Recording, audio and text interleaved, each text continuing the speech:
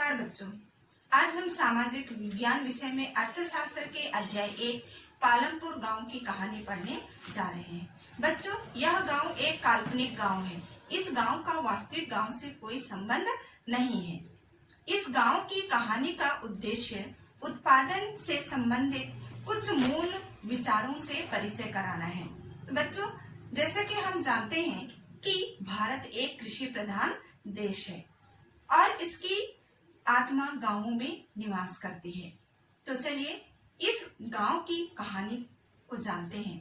और गांव की कहानी को जानने से पहले हम इस बात के या इस अध्याय के मुख्य बिंदु को जानते हैं। और इस अध्याय के मुख्य बिंदु है, पहला है पालमपुर गांव की मुख्य क्रिया कृषि है। दूसरा है पालमपुर गांव एक काल्पनिक गांव है। तो चलिए बच्चों, इसी बिंदु को आधार मानते हुए हम पालमपुर गांव की कहानी को जानते हैं। पालमपुर गांव में कृषि ही मुख्य क्रिया है। अधिकांश लोग कृषि कार्यों से जुड़े हुए हैं। कृषि के साथ अन्य उत्पादन की गतिविधियां भी शामिल हैं, जैसे लघु स्तरीय विनिर्माण या छोटे छोटे उद्योग, डेयरी, परिवहन आदि सीमित स्तर पर की जाती है। बच्चों, पालमपुर गांव में कुल परिवारों की जो संख्या है वो 450 है। इनमें से 150 परिवार ऐसे हैं जिनके पास अपनी कोई जमीन नहीं है, अर्थात ये भूमिहीन है। बाकी 240 परिवारों के पास 2 हेक्टेयर से कम जमीन है। 60 परिवार ऐसे हैं जो उच्च जाति से संबंधित हैं और गांव की अधिकतर जमीन इन्हीं लोगों के पास में है। पालमपुर गांव में 1/3 परिवार अनुसूचित जाति के हैं। तो आगे हम कहानी के आगे भाग में देखते हैं पालमपुर गांव की क्रियाओं के बारे में। पालमपुर गांव के क्रियाओं को 2 भागों में बांटा गया है। पहली क्रियाएं हैं कृषिगत क्रियाएं। इसके अंतर्गत कृषि और पशुपालन को शामिल किया गया है। ये कृषि से संबंधित क्रियाएं हैं, कृषि और पशुपालन। दूसरी क्रियाएं हैं गैर कृषिगत क्रियाएं। इसमें वे सभी क्रियाएं आती हैं जिनका संबंध कृषि से नहीं है, जैसे दुकानदारी, डेयरी, यातायात के साधन, कंप्यूटर सेंटर चलाना, छोटे मोटे उद्योग, लघु विनिर्माण उद्योग आदि। बच्चों, ये सारी गतिविधियां या क्रियाएं जो हैं पालमपुर गांव में होती हैं। तो इस प्रकार हमने देखा कृषिगत क्रियाएं और गैर कृषिगत क्रियाएं। अब आगे हम देखते हैं कहानी के आगे भाग में पालमपुर गांव की मुख्य बुनियादी सुविधाएं। चलिए जानते हैं पालमपुर गांव की मुख्य सुविधाएं या वे कौन कौन सी सुविधाएं हैं जो पालमपुर गांव में उपलब्ध हैं। पालमपुर गांव में सड़कों की सुविधा है जो पालमपुर गांव को पड़ोसी गांव और कस्बों और शहरों से जोड़ती है। यातायात के विभिन्न साधन जैसे बैलगाड़ी, तांगा, जीप, बस, मोटरसाइकिल, ट्रैक्टर आदि की सुविधा है। ये यातायात के जो साधन हैं वे गांव, शहर और कस्बों में आसानी से उपलब्ध हो जाते हैं। पालमपुर गांव के अधिकतर घरों में बिजली या विद्युत उपलब्ध है और बिजली का इस्तेमाल ट्यूबवेल, लघु विनिर्माण उद्योगों के लिए किया जाता है। पालमपुर गांव में एक हाई स्कूल है जो सरकारी है और 2 प्राथमिक विद्यालय है। पालमपुर गांव में स्वास्थ्य केंद्र या अस्पताल एक है जो सरकार द्वारा चलाया जाता है और एक निजी अस्पताल भी है। इस प्रकार पालमपुर गांव अति सुविधायुक्त गांव में से एक है या अति सुविधायुक्त गांव में गिना जाता है। बच्चों, पालमपुर गांव की कहानी को आगे बढ़ाते हुए हम पालमपुर गांव में वस्तुओं एवं सेवाओं के उत्पादन का उद्देश्य जानते हैं। उत्पादन का उद्देश्य अर्थात ऐसी वस्तुओं एवं सेवाओं का सृजन करना या उत्पादन करना है जिनका पालमपुर गांव में आवश्यकता है। बच्चों, वस्तुओं एवं सेवाओं के उत्पादन के लिए 4 चीजों की आवश्यकता होती है। पहली आवश्यकता है भूमि, दूसरी आवश्यकता श्रम, तीसरी आवश्यकता है भौतिक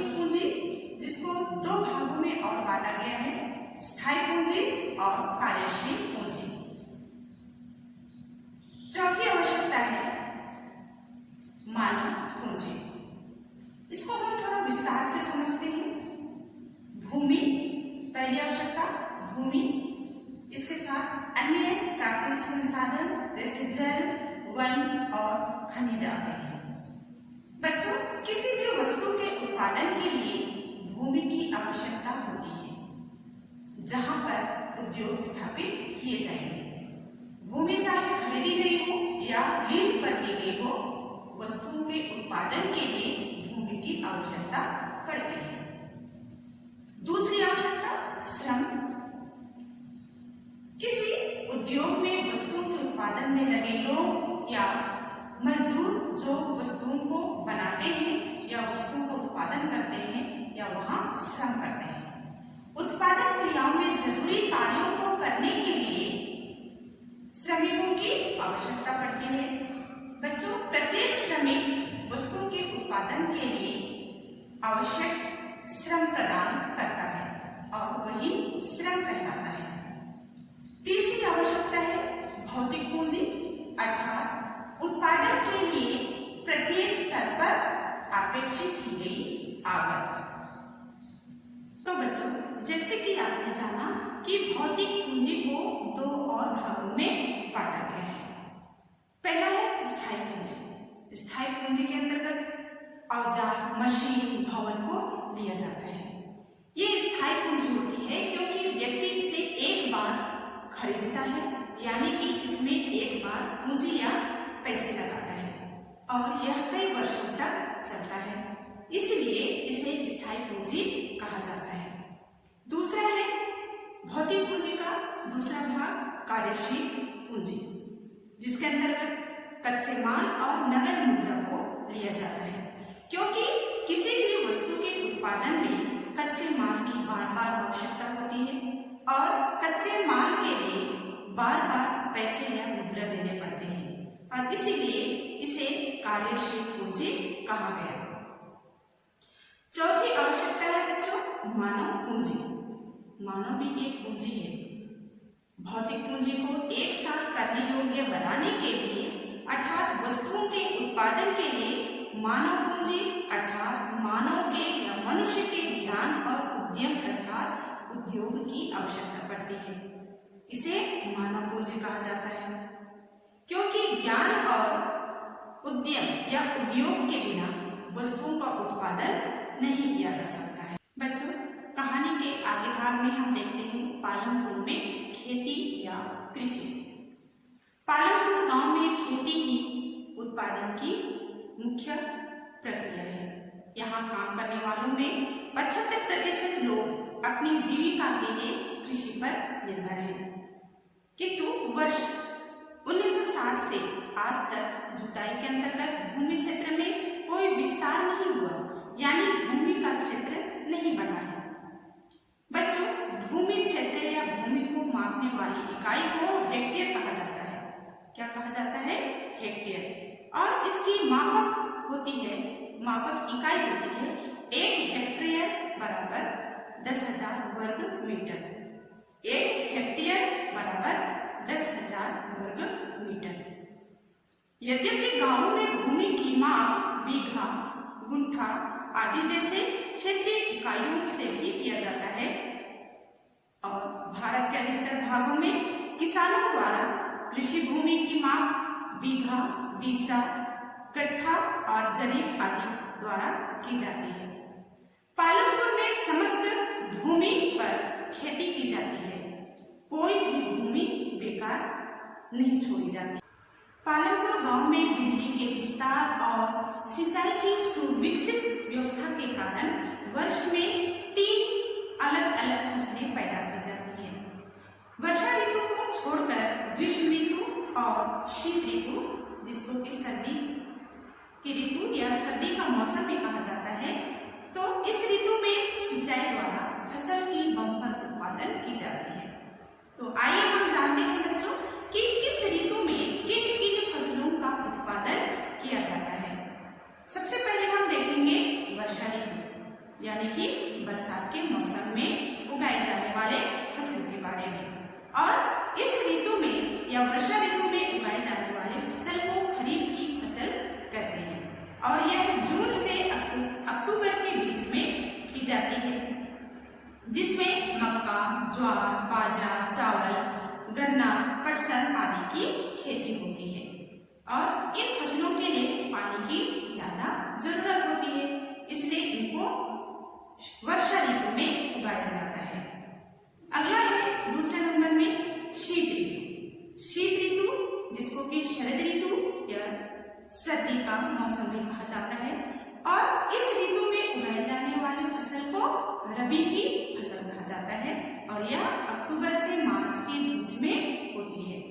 बच्चों, इस ऋतु में उगाए जाने वाली फसलों में गेहूं, चना, सरसों, दालें, आलू आदि की खेती की जाती है या आदि फसलें हैं। तीसरा है ग्रीष्म ऋतु। ग्रीष्म ऋतु में उगाए जाने वाले फसल को जायद या व्यापारिक फसल भी कहा जाता है, जिसमें तरबूज, खीरा, सब्जियां, फलियां आदि की फसल की जाती है। इन फसलों को सीधे बाजारों में बेचकर नगद मुद्रा प्राप्त की जाती है। तो इस प्रकार पालनपुर गांव में वर्ष में 3 फसल उगाया जाता है या 3 फसलें की जाती है। बच्चों, 1960 के दशक के पहले इस गांव के किसान कुओं से रहट द्वारा पानी निकालकर छोटे छोटे खेतों की सिंचाई करते थे, लेकिन पालनपुर में जल्द ही बिजली की व्यवस्था से किसानों ने बिजली से चलने वाले नलकूपों से प्रभावकारी ढंग से अधिक क्षेत्रों की सिंचाई करने लगे। परिणाम स्वरूप 1970 के दशक के मध्य तक पालनपुर गांव में 200 हेक्टेयर के पूरे जुते हुए क्षेत्र में सिंचाई होने लगी। इस प्रकार पालनपुर के किसान एक वर्ष में 3 फसलें करने लगे, जैसे कि हमने देखा। एक वर्ष में किसी भी भूमि पर एक से ज्यादा फसल पैदा करने को बहुविध फसल प्रणाली कहते हैं। और एक बार एक वर्ष में किसी भी भूमि पर एक से ज्यादा फसल पैदा करने को बहुविध फसल प्रणाली कहते हैं। बच्चों, पालनपुर में सभी किसान कम से कम 2 मुख्य फसलें पैदा करते हैं। कई किसान 15-20 वर्षों से तीसरी फसल के रूप में आलू पैदा कर रहे हैं।